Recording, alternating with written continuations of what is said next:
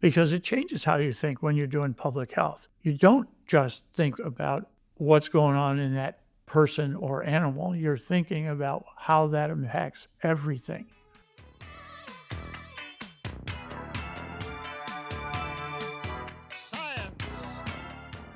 Hello, everyone, and welcome back to People, Parasites, and Plagues, a podcast aimed at delivering information about the fascinating pathogens among us from the scientists who study them.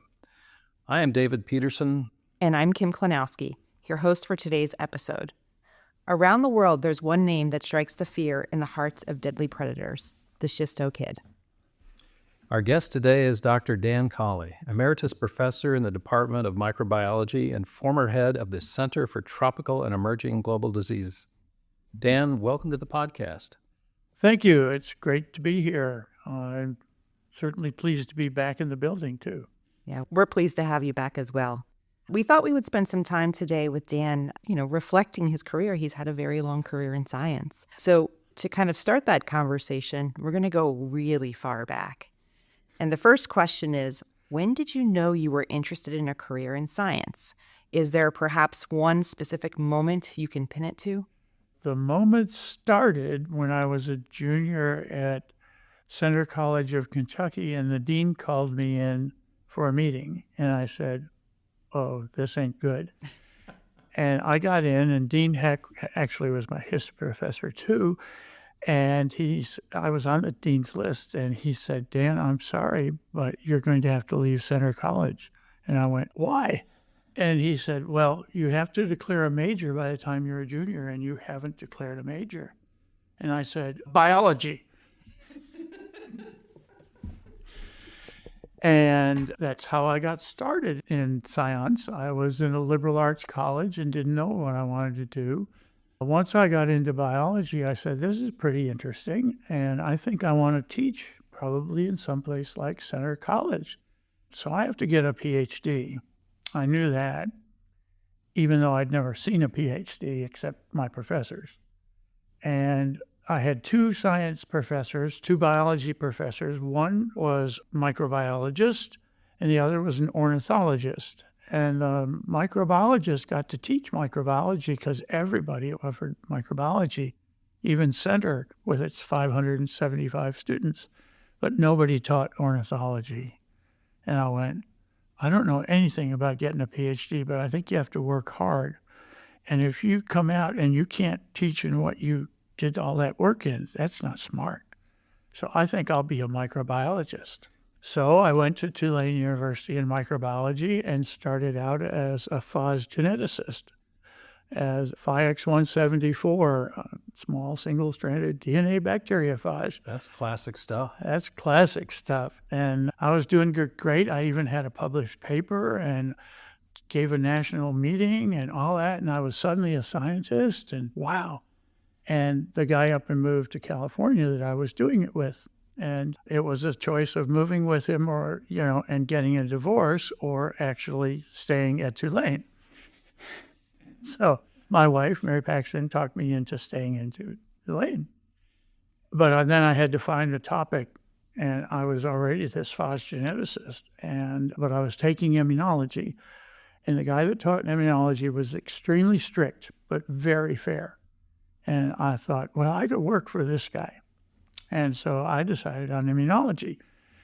And about that time, I got into my research heavily, and I went home one time for Christmas and with Mary Paxton and talked to my family, and they said, well, what are you going to do? And I said, well, I think I want to do a postdoctoral fellowship. And they said, well, what's that? And I said, well, it's something you do after you get your PhD, and you focus really just on research. You don't do anything else but do research. And they said, well, why would you do that? And I said, well, I think I want to be in research. And I think I want to teach someplace where you do research, not Center College, which was a big change. I mean, it was a slow movement to what I do. And they said, well, okay. We ain't paying for it anyway. We gave you $1,000 and said goodbye when you left. So I did, and I did a postdoc at Yale, and I was a cellular immunologist at a very exciting time. T cells were just being discovered. We didn't really believe in them yet, but they were real, and come to find out, we did believe in them by about the end of my postdoc. But the guy I did my postdoc with was a guy named Byron Waxman, he was president of the American Association of Immunology for 2 years in a row because one guy died. He knew everybody in the field. He came back from Brazil one day and said, "Who wants to go to Brazil?" And I was sitting by the door, and I raised my hand. Now, Mary Paxton, my wife, and I, we didn't have passports. We didn't have anything. We didn't go anywhere. We didn't do anything. And I said, "Oh, why?" And he said, "Well, teach a course in immunology and reorganize some research, get it up to date." And I said, "Well, I can teach immunology. I mean, I'm a postdoc at Yale," forgetting about something called Portuguese. A little problem, but we ended up going to going to Brazil, and we lived there for 9 months. And I asked him when he told me all this, I asked him, "What's the research in?" And he said, "Schistosomiasis." And I said, "What's that?" And he said, "Oh, it's a worm." And I said, "A worm?" Well, I didn't know anything about schistosomiasis. Now, how to spell it, how to pronounce it, and you have to be careful pronouncing it. And I found out a few things. I visited 2 labs that worked in schistosomiasis or Brazil, and we decided we would do this. And that changed everything. That just flat changed everything. I figured out, visiting those labs, that there was a lot of immunology to do in schistosomiasis, and nobody was doing it. There were some people doing serologic work, antibody work, but there was nobody doing cellular immunology. And there was one guy at Case Western, and he was doing fine. But I thought we could do some different things. So I decided that's what I would work on. I talked some people into me getting a job before we left, which was some sort of miracle. The job was at the VA Medical Center in Nashville with a position at Vanderbilt University. Now, they wanted me to come because they wanted an immunologist right away. And I conned them into letting me go to Brazil for 9 months before I started my job. So I was employed but not paid at Vanderbilt, and not employed but promised at the VA.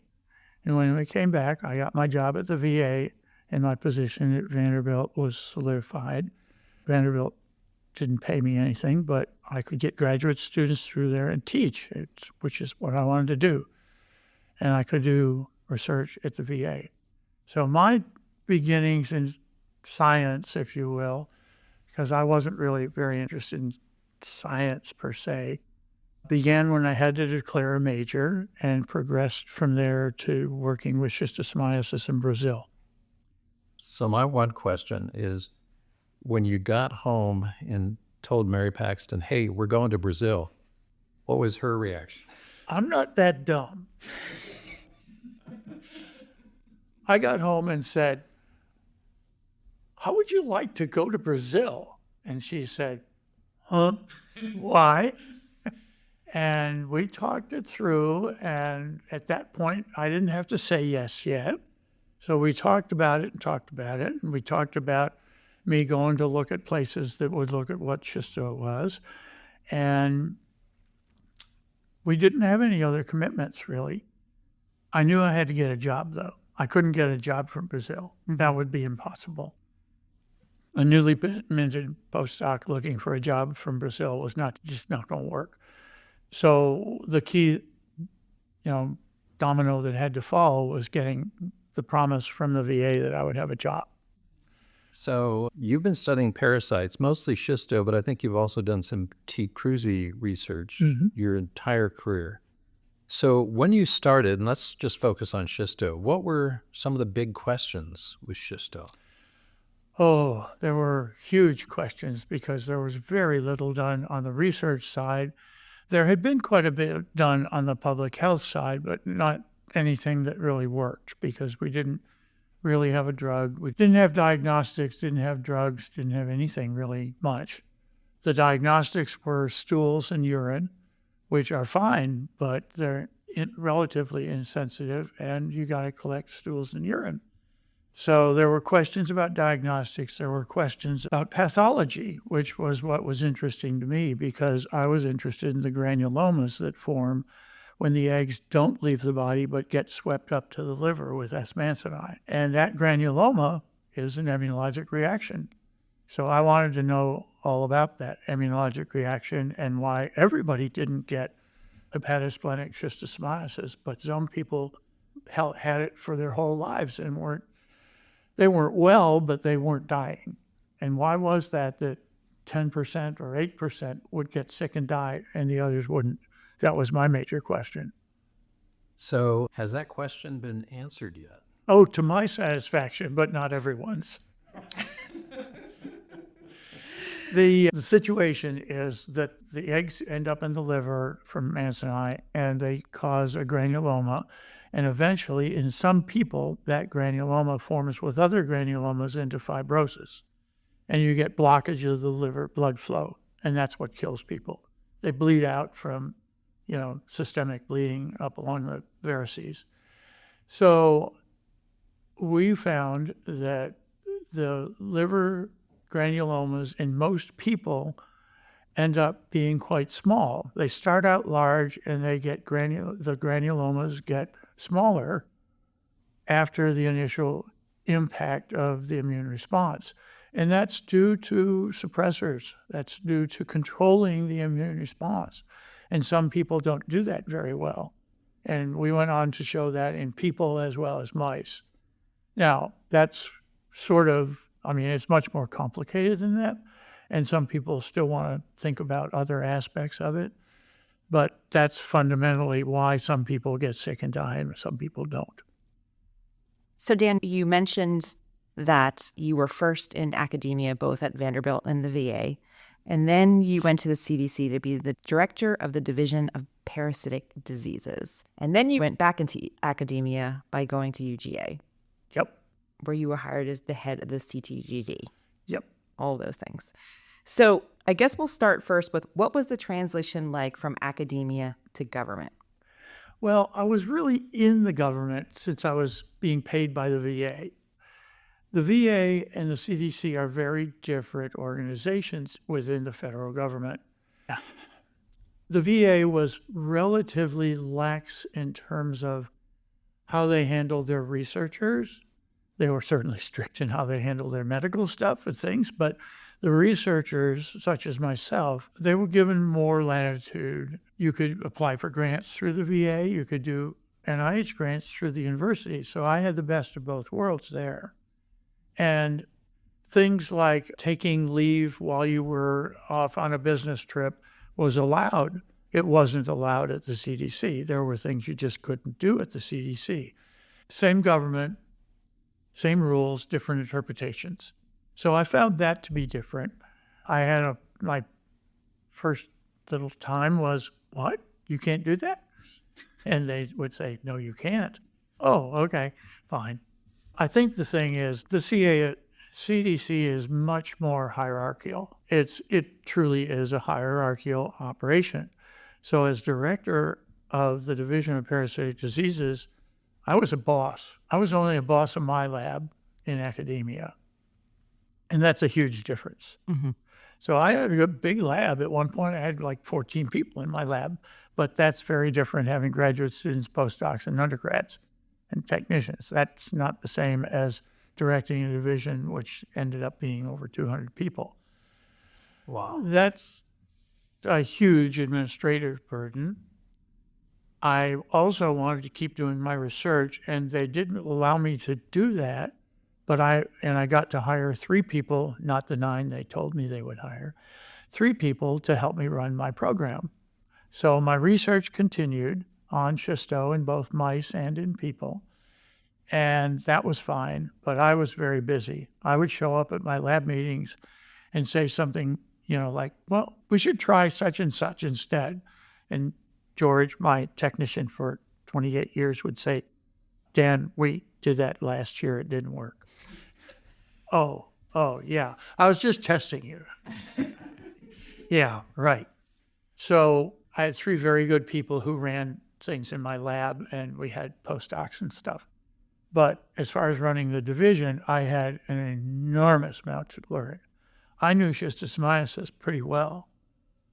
I didn't know very much about any other parasitic diseases. I taught it at Vanderbilt, but that teaching was 2.5 days basically. So I learned all the parasites and taught them in 2.5 days. Right. And that was to medical students? That's to medical students, yeah. Now, that was really a big deal to come into the CDC where everybody in my division was an expert on everything I wasn't. Fortunately, I had really good people. So when I had to give a talk, which was their work because I was the director, and people would call me up and say, no, we want to talk. We want the director. I'd say, no, Barbara Hurlwalt would do a much better job. But no, we want the director. Okay, fool, you're going to get what you get.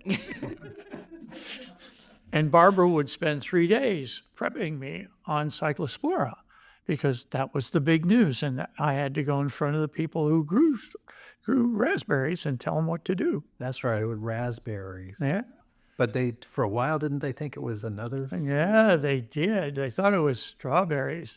Only Texas thought it was strawberries. Everybody else knew it wasn't. California was having their strawberries at that time, and Texas didn't have their crop until later.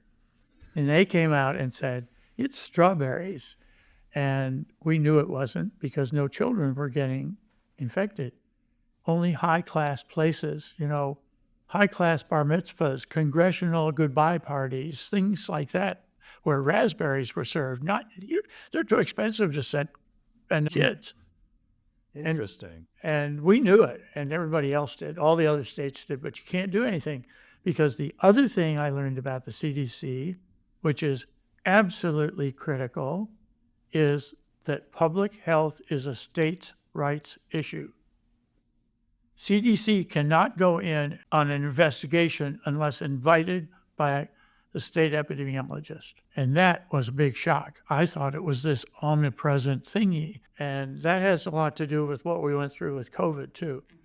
I'm sure. But I was gone by then. But Cyclospora was my really introduction to that because that was very state-oriented. Anyhow, I learned a lot when I was in the federal government 31 years. So I retired and came to UGA. So for both monetary reasons and for my mental health, it was a really good move. Mm-hmm. It was very hierarchical. I learned an enormous amount at CDC, and I owe that division an enormous amount of how I think about things. Because it changes how you think when you're doing public health. And that's what they do. You don't just think about what's going on in that person or animal. You're thinking about how that impacts everything from economics to everything. So, that was very good for me. And when I came here, I had a very different perspective of how to evaluate what people were doing on their organism as academics in relationship to what the real world was. And that was helpful. And a lot of your job here as head of the center, I should say the CTEGD. We just call it the center, but the center. It's only center. It's the Groundley one. But was dealing kind of both upstream and downstream, if you will. So a lot of it was dealing with administration up campus. And was that similar to the CDC or different? It was similar in the sense that I had learned a lot about that at the CDC because I had to deal with the center, the National Center for Infectious Diseases, to get my money or anything else, or people or whatever. And I had to deal with my staff, who all thought they were the world's experts in everything, and pretty much were, but they didn't get to do everything they wanted to do, and I had to tell them. So you had to go both directions, and you're right. And that was a major part of what I had to do in CTEGD. And that was made clear when I came to CTEGD. There were really two big things that I wanted to do. One was to get a building, and one was to get a training grant. Now, there were some other things that I had on the list that were big, but those were the two things that I thought we needed: a training grant. And because every place academia I'd been, everybody had a training grant. Every department had one or two training grants. And UGA just didn't have them. There was one other one on campus, I think. So I set out to do that. But the building part was what really taught me about up and down. We went through several deans at the time, and they all had ideas about growth and where buildings would be and everything. And when a building came open off campus, I thought we should move to it because it was big enough, it was plenty, it had its own auditorium, all of that kind of stuff. And I got friction from the center because we would have had several cars given to us, but we would have been not next to everybody. And they were right, but there were no other options. Then the Coverdale building came along, and that was hotly contested who would go in the Coverdale building. And I went to a meeting in the dean's office with 4 other people, and it started off by the dean. We were sitting down, and the dean said, "Okay, we're going to talk about space in the new building. Has anybody brought plans but Dan?" Because I had like 4 different plans that we could get in this building. I actually heard about that meeting. And I have to say, the reason, from my perspective, the reason that the CTEGD is in Coverdale is because you planned ahead. Yeah, I did. I mean, I knew where everybody would go, how they would go, what would happen. Not all of it happened that way, but I knew what it could do. And I knew that, CTEGD is made up of people, a lot of different departments, and some people needed to be in their department and some people didn't, and that was fine. But we would have a place to call home. And so I fought hard for it, hard and long. And successfully.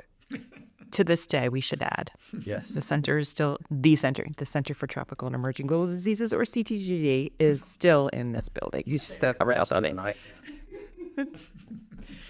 So, Dan, you were fortunate to travel the world, working with the WHO and other partners across the globe. Did you ever imagine your career would take you to those places? And what was one of your most memorable experiences abroad? Oh, wow. Memorable experiences is really, really hard.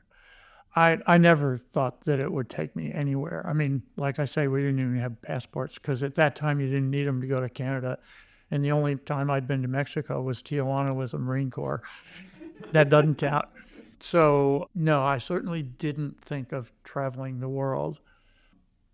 I don't know.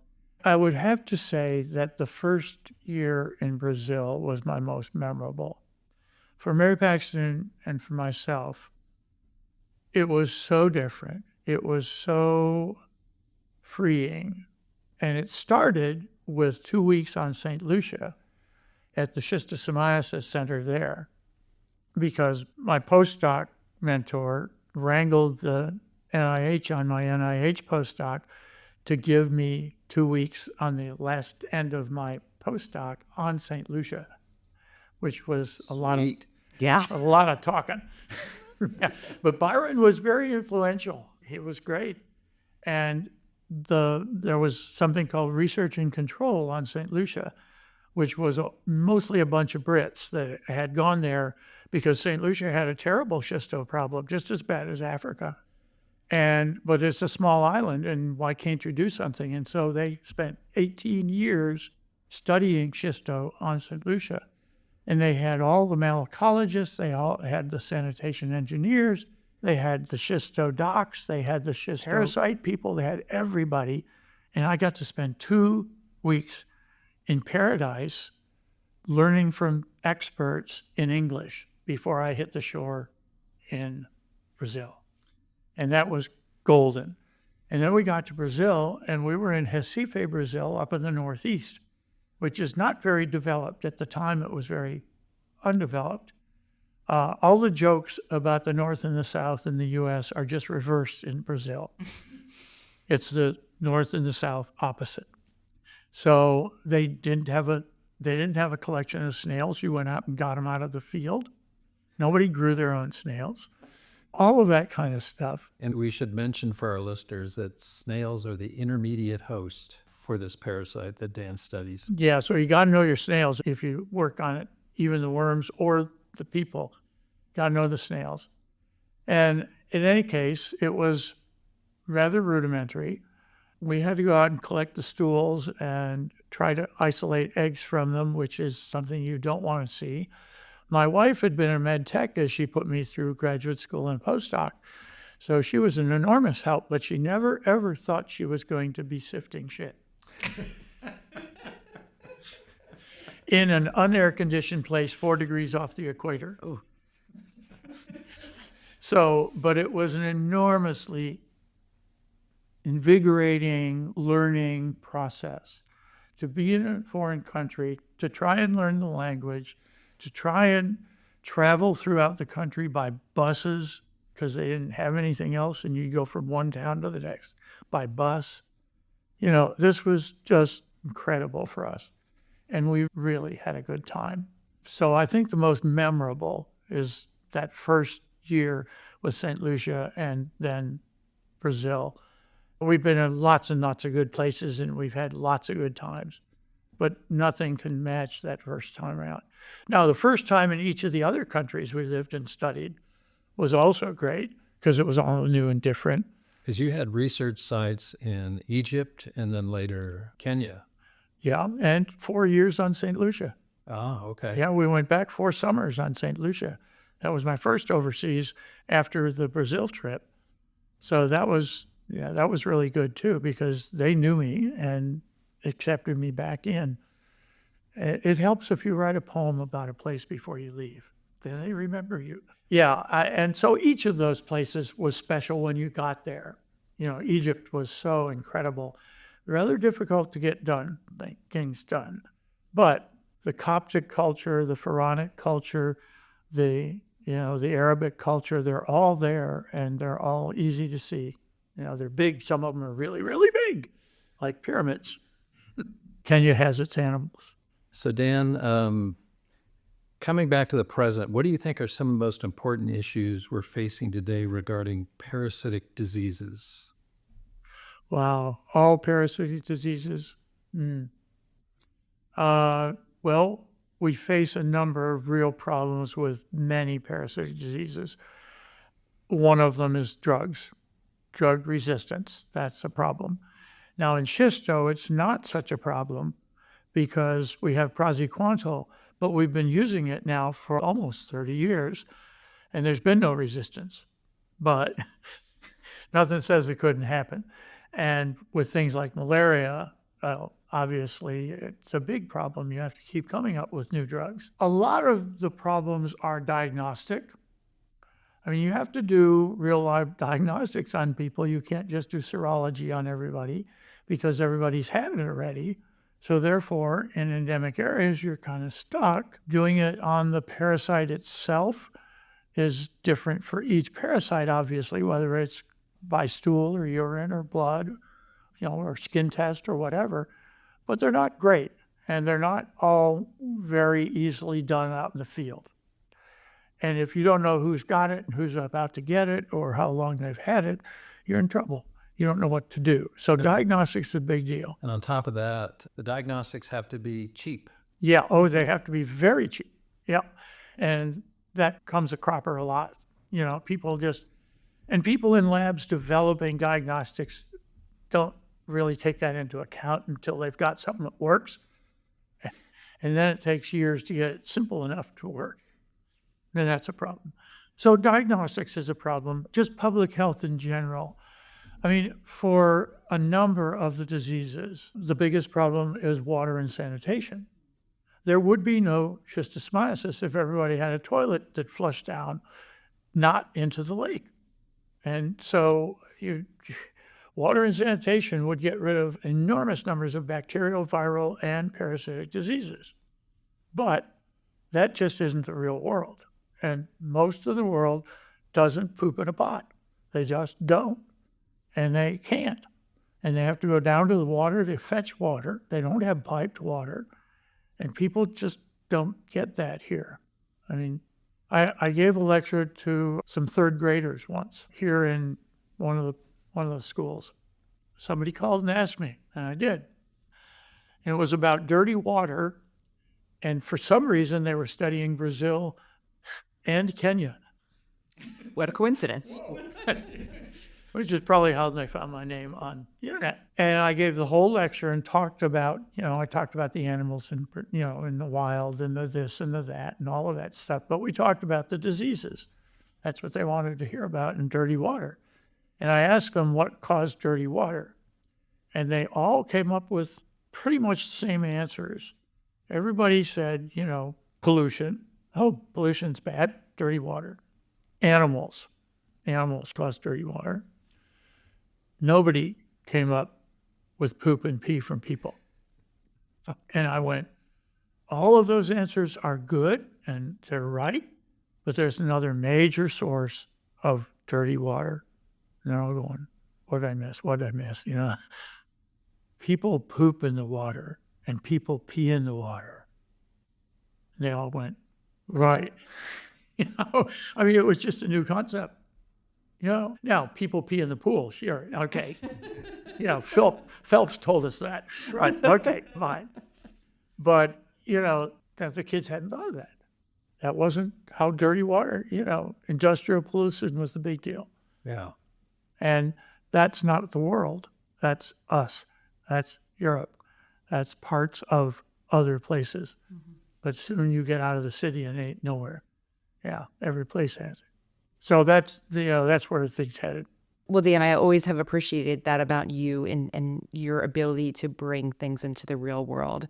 And as a matter of fact, I still, to this day, use some of the slides that I know originally came from you, showing people in some of these countries, basically their livelihood was in the water. Absolutely. And it's something that I agree, we don't think about enough in this country. But I do want to say thank you very much for spending some time with us today because, you've been such a influence on your field and to people who were working here in the center. And we're glad to have you back, even if it's just for the day and selfishly with us. Well, I'm certainly pleased to be here. Thank you for the opportunity. So our guest today is Dr. Dan Colley, Emeritus Professor in the Department of Microbiology and former head of the Center for Tropical and Emerging Global Diseases. Once again, Dan, thanks for being with us. You're certainly welcome. Links to additional information about Dr. Colley's research can be found on our Instagram account, which is @PPPPodcastUGA. As always, we appreciate you tuning in today. And if this is your first time listening to the People, Parasites, and Plagues podcast, we encourage you to check out other exciting episodes launched last season. Please rate the podcast, and if you have any questions or suggestions for future episodes, please reach out to us via email at ppp@uga.edu. This podcast is brought to you by the Faculty of Infectious Diseases and the Grady College of Journalism at the University of Georgia. It is supported by the University of Georgia through the Office of Research at the UGA Graduate School and the College of Veterinary Medicine. Thanks to Sid Wigand for research, editing, scheduling, and keeping us on track.